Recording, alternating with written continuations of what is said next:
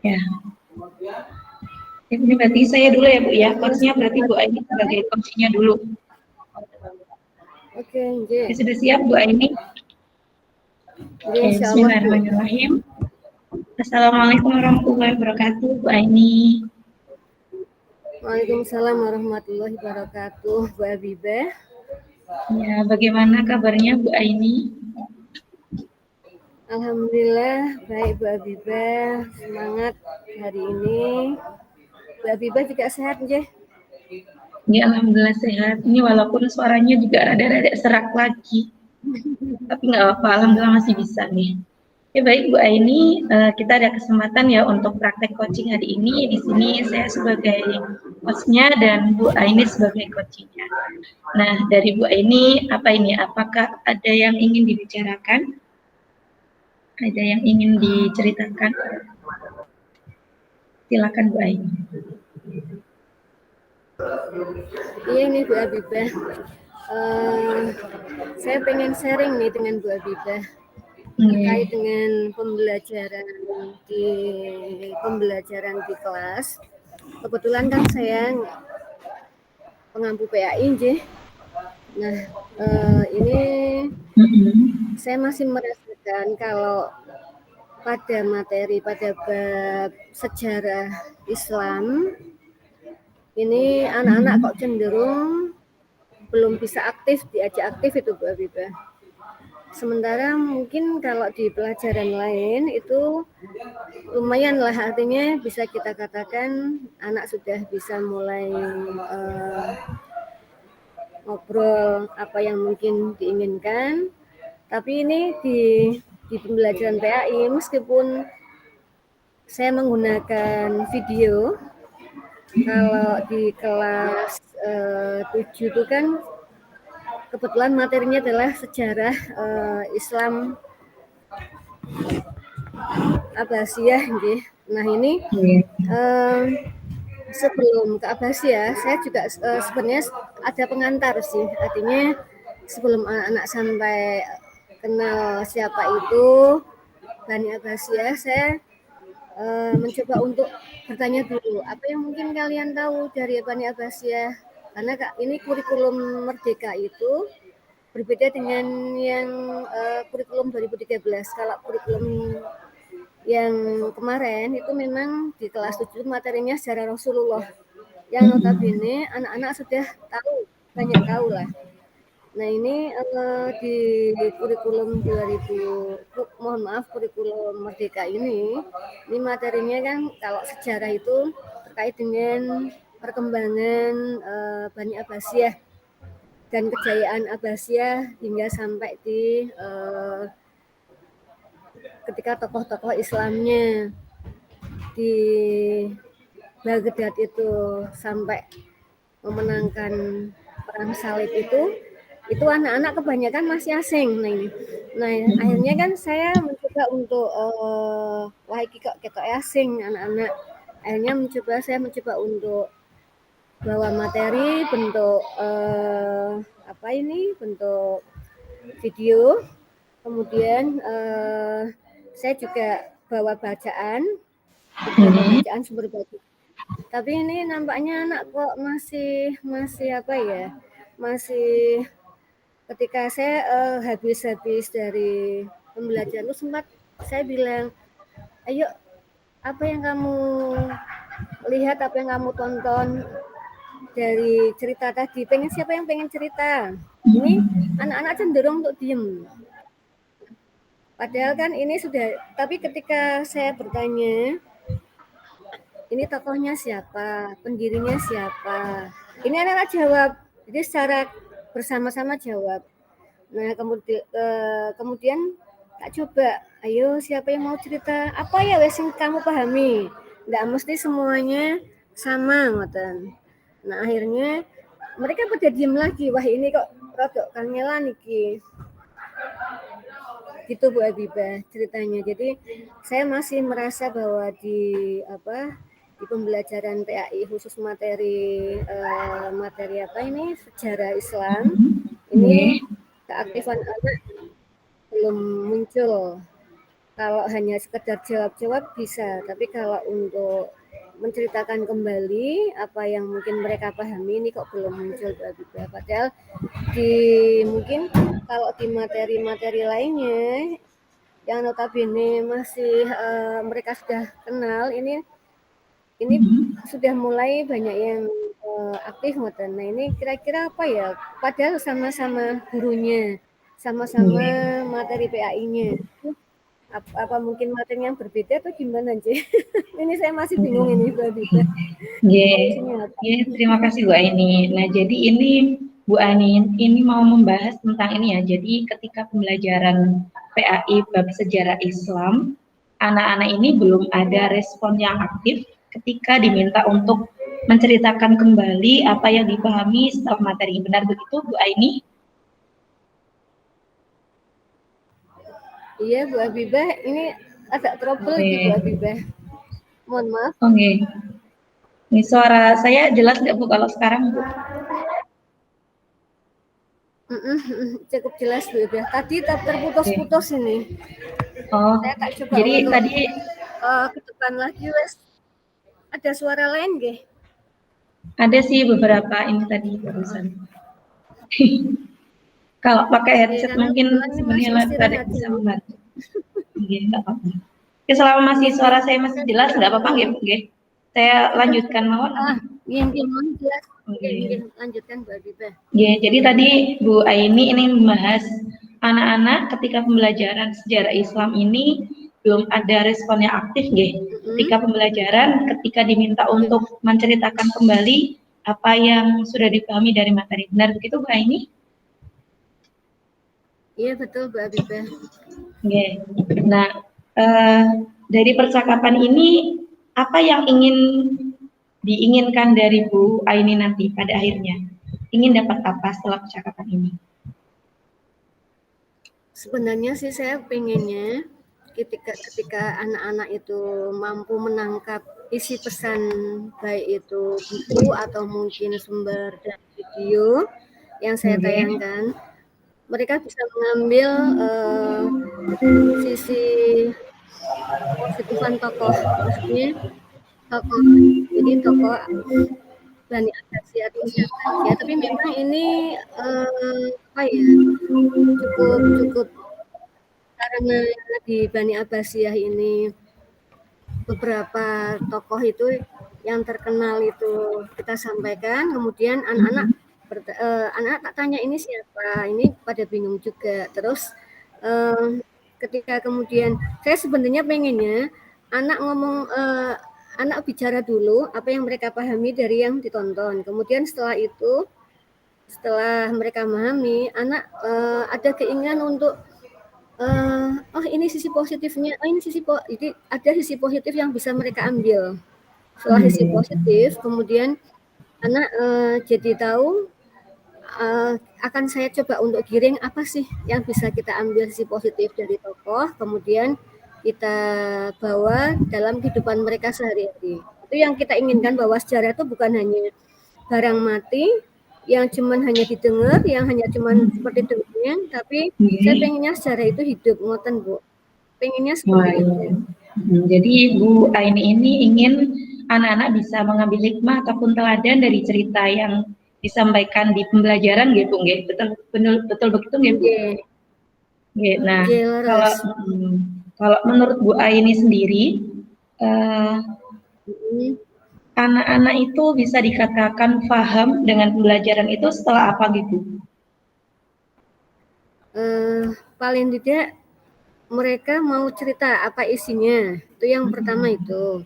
Terus jadi kan kita mungkin bisa tahu, oh ini anak paham enggak ya dari apa yang ditonton. Itu yang pertama dulu. Kemudian yang kedua itu anak tahu, oh sisi positif setelah mereka cerita, oh kemudian saya akan giring apa ini sisi positifnya, seperti itu Bu.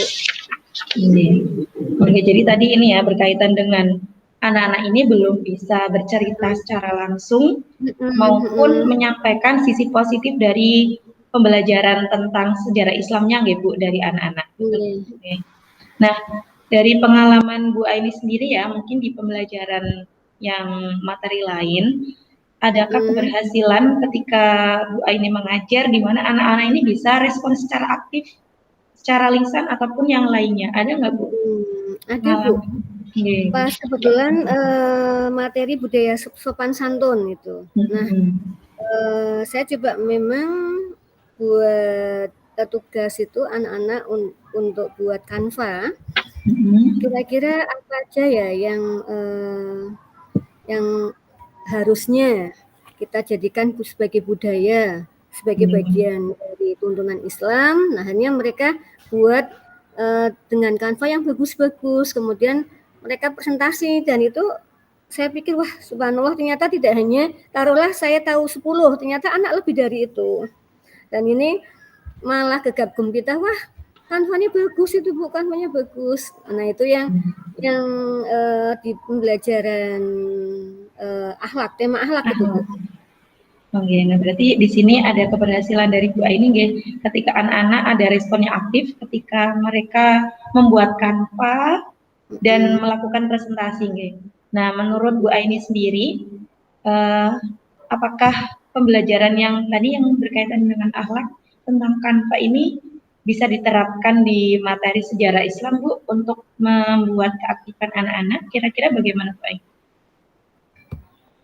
Kalau kita jadikan peta konsep bisa, Bu. Sepertinya bisa, Bu. Ya. Kalau misalkan jadi mungkin kan anak-anak sulit nih untuk mengucapkan kembali apa yang dia lihat. Kalau misalkan dibuat semacam peta konsep, kemudian bentuknya Canva, itu mungkin bisa jadi laras, Bu. Bisa jadi menarik mereka untuk bisa lebih memahaminya. Dan satu ketarikan itu karena kebanyakan anak-anak sekarang kan pinter-pinter buat itu, Bu. Ya, betul sekali, Bu Aini. Ya, jadi ternyata tadi ya Bu Aini sudah menemukan ya, kita bisa membuat keaktifan anak tadi selain terutama di pembelajaran Bu Aini yang pas akidah akhlak berkaitan dengan presentasi menggunakan Canva, ini bisa berhasil. Dan Bu Aini juga sudah menemukan tadi ya, dengan menggunakan peta konsep gitu, mungkin itu bisa dilaksanakan. Nah, berarti nanti rencananya kalau Bu Aini sudah mendapatkan nih tadi ide pelaksanaan pembelajaran di sejarah Islam dengan menggunakan Canva dan anak-anaknya membuat peta konsep, apa rencananya Bu Aini setelah ini? Saya punya rencana gini, Bu. Satu, saya akan ajak anak-anak untuk mencari sumber belajar dulu dari yang mungkin dari yang ada di internet terkait dengan materi sejarah itu. Kemudian setelah itu mereka membuat kesimpulan yang mereka sederhanakan dalam peta konsep gitu. Nah, setelah itu nanti saya punya rencana biar tambah lebih gayeng, mungkin kita pakai diskusi, Bu. Artinya tidak hanya presentasi satu-satu, tapi dicoba untuk dari apa yang mungkin mereka temukan, kemudian kita buat kelompok diskusi pada pembelajaran selanjutnya, kemudian kita akan kolaborasi dari temuan anak-anak itu, dan ini akan jadi menarik karena mereka sudah punya bahan lebih dulu. Tidak kemudian dari awal saya bukakan materinya, kemudian mereka hanya diminta untuk menciptakan kembali. Mungkin yang bisa saya lakukan, saya punya rencana itu, Bu. Iya. Tadi berarti rencananya kalau saya tangkap ini anak-anak mencari sumber belajar terlebih dahulu, kemudian membuat peta konsep melalui Canva, kemudian dilaksanakan dengan cara diskusi ya, supaya apa ini berarti untuk apa sih Bu ada diskusi juga berarti di sini? Ini jadi ada kolaborasi, Bu. Jadi ketika anak sudah mencoba untuk mencari sumber, kemudian mereka kita bentuk diskusi. Setelah itu, setelah mereka kemudian diskusi, mereka akan kolaborasi, saling memperkuat apa yang mereka temukan. Kalaupun terjadi hal-hal yang perbedaan, nanti biar kita akan komunikasikan di grup itu, di dalam forum pembelajaran. Oke. Berarti Bu Aini sudah kira-kira dari pembahasan ini sudah dapat pencerahan apa ini Bu Aini? Setelah apa yang Ternyata, terjadi? nggih, ternyata tidak hanya artinya, pada materi lain yang kebetulan kok saya berhasil mengkondisikan anak, di mana anak aktif dengan Canva itu bisa dijadikan, untuk mengkondisikan anak aktif di pembelajaran sejarah. Ditambah, Ternyata bisa. ya, tambah anak saling bekerja sama, saling kolaborasi, kita pakai, pembelajaran dengan metode diskusi itu, Bu. Nah, kalau tadi Bu Aini sudah menceritakan ya tentang rencana ke depan seperti apa. Nah, kemudian menurut Bu Aini ada nggak Bu yang bisa diajak kolaborasi berkaitan dengan pembelajaran yang akan Ibu lakukan nanti? Saya punya rencana akan ngajak sesama guru PAI, Bu. Ya. Rencana apa gitu kalau bisa saya? Ya, satu bahwa dengan kolaborasi saya dengan guru PAI ini akan jadi masukan seandainya saya kebetulan ada kekurangan, ini ada refleksi buat saya dari guru PAI yang bersangkutan, dan kebetulan guru PAI yang bersangkutan itu sama-sama pintar IT-nya sehingga bisa menjadi apa ya, tambahan buat saya untuk semangat ketika mungkin anak-anak menampilkan kanvanya gitu, Bu. Oke. Ini selain tadi Bu, selain dari guru PAI sendiri untuk kolaborasi, ada lagi Bu berkaitan dengan tadi yang Canva, pembuatan Canva, ada kolaborasi dengan siapa lagi mungkin Bu? Atau alat-alat yang dibutuhkan kira-kira berarti nanti apa ya? Kalau anak-anak biasanya kalau itu terkait dengan IT itu anak-anak dipersilakan untuk ke lab komputer sebagaimana mungkin yang saya saat ini berada. Biasanya kalau saya kesulitan, saya memang memanggil narasumber yang teman sejawat. Kalau ada guru TIK ya guru TIK, kalau tidak ada kebetulan ada guru IPS yang pintar dan itu biasanya bisa saya jadikan untuk teman sparing untuk menemani anak-anak belajar. Oke, ngoten ya Bu. Oke, berarti tadi bisa ketemu ya Bu, bisa kolaborasi dengan rekan guru PAI, kemudian dengan guru TIK atau guru IPS yang mengetahui tentang IT berkaitan dengan kampanye. Nah, ini berarti sudah tercerahkan ya Bu, untuk masalah yang sudah Ibu sampaikan. Nah, kira-kira terkait targetnya supaya pembelajarannya berhasil nih kira-kira butuh berapa lama gitu? Saya butuh waktu 2 minggu, 2 kali pertemuan, Bu. 2 kali pertemuan, 1 pertemuan kita ya, sebelumnya saya sampaikan tugas dulu, kemudian anak-anak silakan mencoba untuk mencari sumber. Nah, pada awal yang pertama, mereka menyempurnakan Canva dan diskusi. Kemudian yang kedua, kita akan pengen tahu bahwa dari apa yang mungkin anak-anak ketahui dari sumber-sumber itu, saya pengen tahu anak-anak bisa mengambil hikmah dari cerita itu apa, tokoh itu apa, gitu. Jadi butuh waktu 2 kali pertemuan, Bu. Okay. Nanti target berikutnya ini ada tanggung jawab Bu Aini ya bisa menyelesaikan dalam 2 pertemuan supaya pembelajarannya berhasil, nggih. Nggih, insya Allah. Saya akan usaha itu dan saya akan coba untuk mengajak partner dari guru PAI dan guru IT yang mungkin bisa menemani saya untuk belajar kembali. Jadi menemani anak-anak sebagai refleksi saya, Ibu. Jadi insya Allah dengan Canva itu saya pikir sangat menarik. Okay. Ibu, ya alhamdulillah Ibu ini tidak terasa sudah selesai nih Bu ya. Semoga nanti pembelajarannya bisa lancar ya Bu. Bisa dilaksanakan di pembelajaran. Oke, terima kasih Bu Aini. Kita akhiri dulu ya untuk percakapan coaching kita. Assalamualaikum warahmatullahi wabarakatuh. Waalaikumsalam warahmatullahi wabarakatuh. Sekarang gantian, gantian Bu Aini. Assalamualaikum warahmatullahi wabarakatuh, Bu Habibah. Waalaikumsalam warahmatullahi wabarakatuh, Bu Aini. Kelihatan semangat Bu Habibah nggih. Gimana kabarnya? Alhamdulillah sehat Bu, dengan suara yang rada serak-serak tapi masih tetap semangat. Alhamdulillah. Gimana nih Bu Habibah? Kemarin kita sempat ngobrol ya, meskipun mungkin enggak banyak. Katanya kita kemarin mau sharing apa ini, cerita apa ini? Iya, ya nih Bu, saya ingin cerita. Jadi ini kan saya itu guru bahasa Inggris ya di SMP IT, dan kebetulan tahun ini yayasan ini sudah mulai membangun SMA IT. Dan dari sini saya itu diamanahkan menjadi guru bahasa Inggris di SMA, yang sebelumnya saya di SMP, saya dipindah atau dimutasi ke SMA.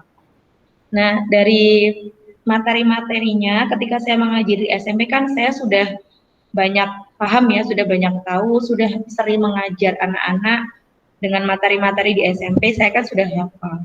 Nah, kemudian ketika di SMA ini, otomatis materi-materi yang disampaikan ke anak-anak kan secara kompleksitasnya pasti lebih tinggi ya Bu, daripada SMP. Nah,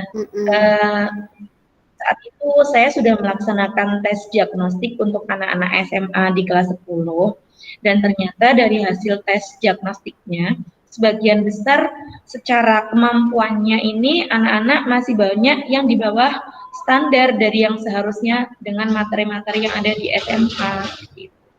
Nah, saya bingung nih Bu, bagaimana ya caranya mengajar anak-anak, cara mengajar materi-materi ini, supaya anak-anak ini tetap bisa enjoy di kelas dan tidak merasa tertekan di pembelajaran saya, karena secara kemampuan banyak anak-anak yang masih belum standar sesuai dengan hasil tes tadi.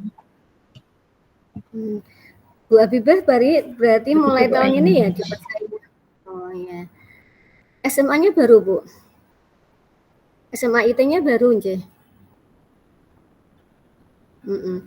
Bu Habibah kalau boleh tahu Bu Habibah SMA IT ini yang sekarang baru mulai. Ya. Kira-kira pihak yayasan mempercayakan Bu Habibah itu kira-kira jenengan sudah nanti diajak ngobrol enggak beliau mengajak Bu Habibah untuk ngajar di yayasan, itu karena apa Bu Habibah?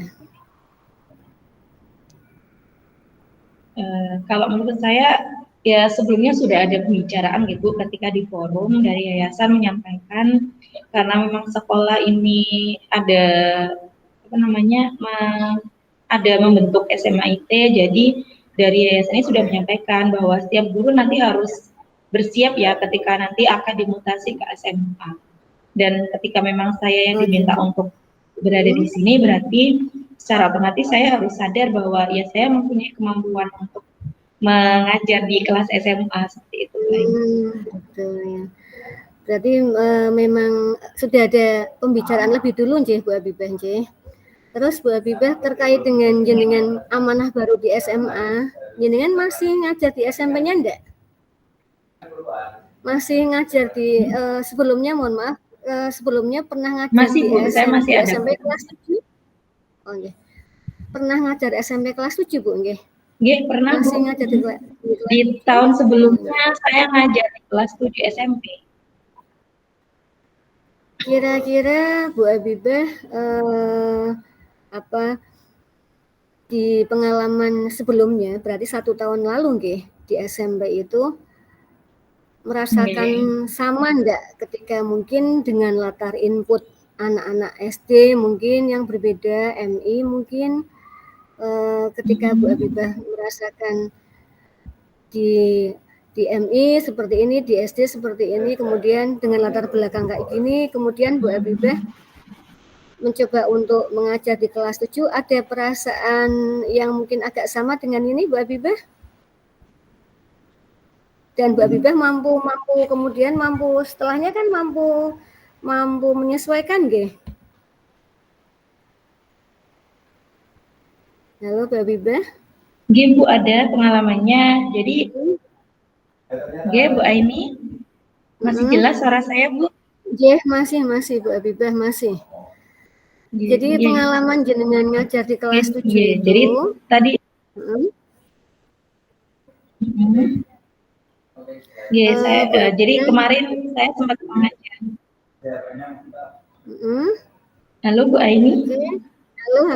Halo.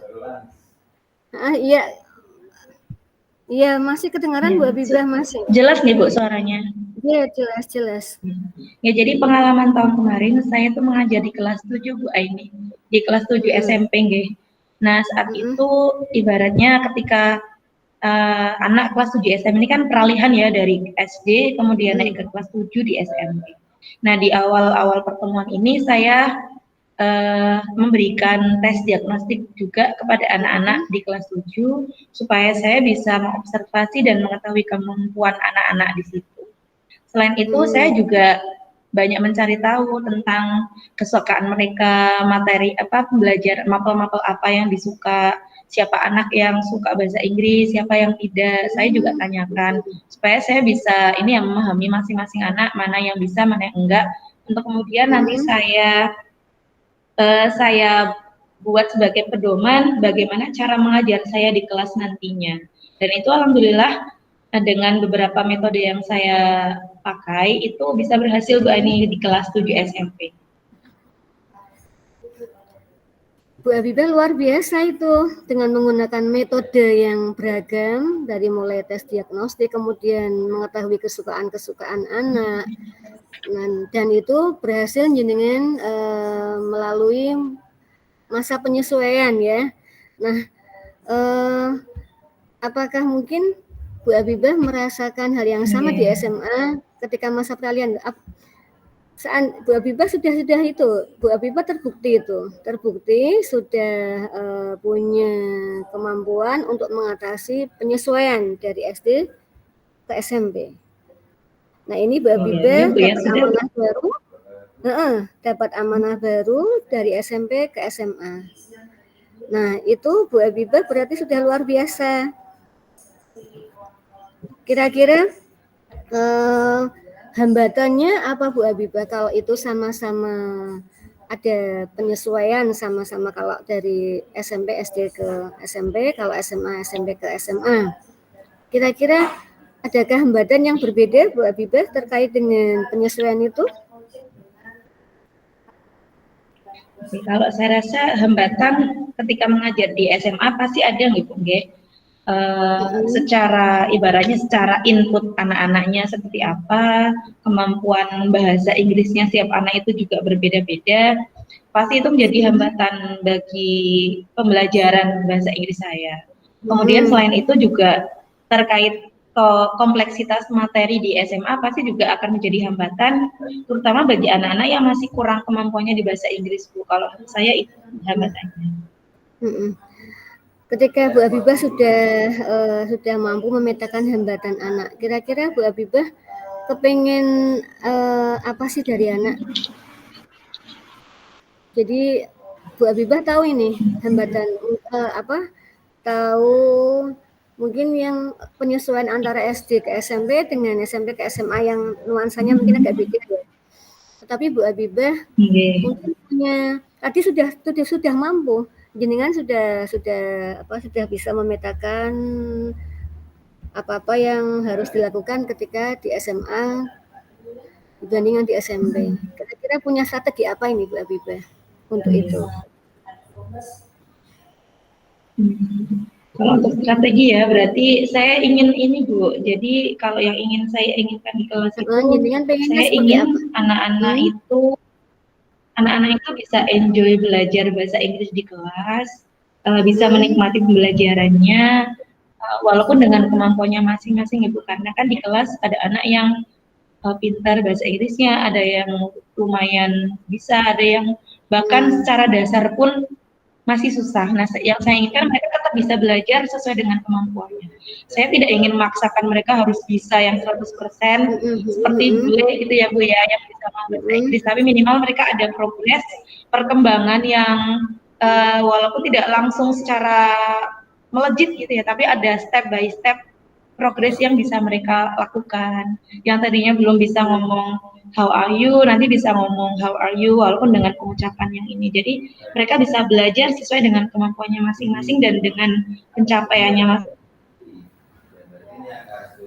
Keinginan Bu Habibah yang mungkin keinginan Bu Habibah yang barusan disampaikan, pernah tidak Ibu ngajak ngobrol dengan teman-teman yang kebetulan juga sesama pengajar bahasa Inggris, atau mungkin karena tidak hanya bahasa Inggris, guru-guru yang kebetulan baru?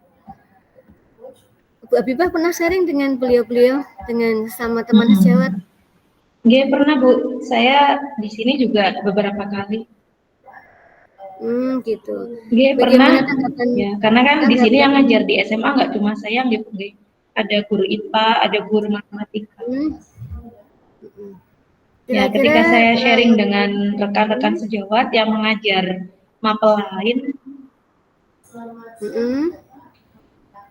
ketika saya bercerita ini Bu, jadi ya mereka sama, ibaratnya tetap ada kendala terkait pengetahuan ya, terkait kognitif mereka yang berbeda-beda, keunikan mereka masing-masing, karakternya masing-masing, dan kemampuan menyerap pembelajaran itu juga ternyata memang beda-beda Bu, dari mapel-mapel yang lain juga ada sama seperti saya. Oh gitu. Ternyata Bu Habibah artinya sudah menemukan cara strategi yang diinginkan oleh Bu Habibah untuk mengatasi penyesuaian dengan amanah yang baru di SMA. Kira-kira Bu Habibah punya rencana apa ini? Untuk tadi jenengan sudah cerita rencananya gimana ini Bu? Nah, ini saya rencananya ingin ini Bu, jadi saya ingin membuat rencana pembelajaran ya Bu ya, yang memang bisa membuat anak-anak itu enjoy belajar di kelas. Jadi supaya mereka tetap bisa belajar bersama.